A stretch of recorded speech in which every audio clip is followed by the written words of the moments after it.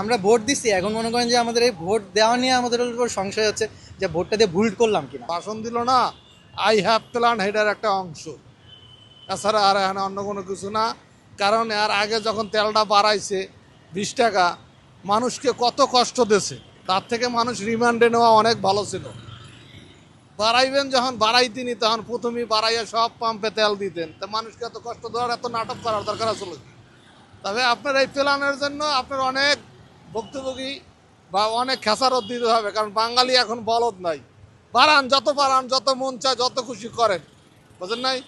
এই আর কি, এটাই জনগণের কাছে, আর কিছু না। ভিটামিন ই ও সি সিরাম 8টি প্রাকৃতিক অয়েল সমৃদ্ধ লিলি সিরাম অয়েল, যা চুল পড়া কমায় মাত্র 30 দিনে।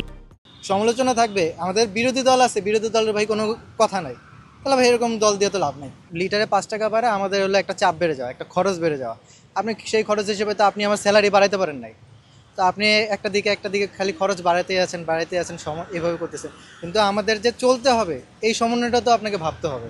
রিসেন্টলি 20 টাকা করে আমরা বাড়িয়ে দিছি, সব কিছু বিবেচনা করে আমরা মেনে নিয়েছিলাম, কিন্তু আবার হুট করে কয়েক মাসের মাথায় আবার 5 টাকা বেড়ে গেল। এটা আমাদের জন্য খুবই কষ্টকর, কারণ বারবার এরকম দাম বাড়লে তো হয় না। বাড়াইলে একবারেই বাড়াইতো, এখানে আবার 20 টাকা বাড়িয়ে দিয়ে আবার 1 মাস না যাইতেই আবার 5 টাকা বাড়িয়ে দিচ্ছি আমরা। এটা খুব হতাশাজনক। 5 টাকা করে বাড়ছে, আর বিশ্বের বাজার তেলের দাম যদি বাড়তি থাকে, তেল তো আমাদের দেশে উৎপাদন হয় না, তেল তো কিনে আনতে হবে। এখন কিনে আনার পর যদি বিশ্ব বাজার বেড়ে থাকে তাহলে আমাদেরও বাড়তে হবে, কিন্তু আমাদের দ্রব্যমূল্য বা আমাদের ভাড়া যাতায়াতের এখানে তো অনেক সংকটে পড়বে। এখন সব কিছুতে বাসের ভাড়া, গাড়ি ভাড়া এবং আপনার নিত্য প্রয়োজনীয় মাল জিনিস আছে, দাম বাড়বে। পৃথিবীতে সব রাষ্ট্রে 2 টাকা 1 টাকা 50 পয়সা করে তেলের দাম বাড়ে, আমার দেশের লিটারে বাড়ে 20 টাকা। টাকা দিয়ে টেস্ট টোকেন দিয়ে গাড়ির দাম কিনছি, আবার হেডার আবার নতুন করে আবার কন্দারকে বিয়া দাও আমাইয়া আবার বিয়া দাও। যারা প্রতিদিন কাজ করে, যারা চাকরিজীবী, তাদের উপরে তাদের বেতন কিন্তু বাড়তে আসে না, কিন্তু দাম কিন্তু লাগামের বাইরে ধীরে ধীরে যাচ্ছে। অল বিশ্বই এখন তেলের দাম, ডলারের দাম বাড়তি, এখন আমাদের দেশও বাড়ছে। এখন সরকার যদি ভালো মনে করে যে তেলের দাম বাড়াইলে বাংলাদেশ ভালো থাকবে, তাহলে সরকারের উপর নির্ভর করে না। 1 লিটার দেওয়া হয়তো বা 30 কিলো 35 কিলো যেতে পারতেছি, সেখানে মনে করেন যে আমার 1 লিটার 30-35 কিলোই যাচ্ছে, কিন্তু ঘাটতি আমার 5 টাকা। তো এই 5 টাকা তো আমার অন্য দিক দিয়ে আয় হচ্ছে না। বাইকের উপরে আপনার AIT, সো আমার বাইকের উপর থেকে আমার কি ইনকাম হচ্ছে কি না এটার উপর ডিপেন্ড না করে আপনি কিভাবে আমার বাইকের উপরে আয়কর দিচ্ছেন। তারপর আয়কর যদি আপনি দিচ্ছেন, আপনি আমাকে বাইকের উপরে আমাকে নিশ্চিত আয়ের দেন, আপনি ওইটা নিশ্চিত না করে আপনি কিভাবে আয়কর দিচ্ছেন। এরা আরো অনেক কিছু করবে, কারণ অনেক দিন ধরে না খাওয়া, উপাস, অনাহারি, বিভিন্ন ধরনের খালি পয়েন্ট খুঁজতেছে। এখন আমাদের দেশে নতুন কোনো পদ্মা সেতু হয় না, মেট্রো রেলও হয় না, তাই এই টাকাগুলো কিভাবে কি হচ্ছে, কিভাবে কি। তবে বেশি কোনো কিছু, অতিরিক্ত কোনো কিছু ভালো না।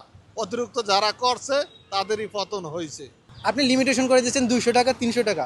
ভাই আমার তেলে তো আমার 200 টাকা 300 টাকা পসিবল না, আমার আগেও যে ইউজ হয় আমার এখনও ইউজ হয়। আপনি লিমিটেশন করে দিচ্ছেন, আমি একবার ট্যাঙ্কি ফুল করি, আমি 1 সপ্তাহ 10 দিন পরে এসে নিচ্ছি। 200 টাকা নিতাম, আমি 2 দিন পর লাইনে আসতে ধরতেছে। তো ভাই লাইন যে বড় হয়েছে এটা ভাই সংকটের কারণে হয় নাই, আপনার লিমিটেশনের কারণে হয়েছে। হ্যাঁ, জীবনমান তো অবশ্যই কঠিন হবে। এখন সরকার কি পরিস্থিতি নিয়ে রাখছে তা তো আমরা জানি না, হয়তো সরকার ভালো পরিস্থিতি নিতে পারে, তেলের দাম বাড়াইলে মানুষের আয় বাড়বে বা বেতন স্যালারি বাড়বে।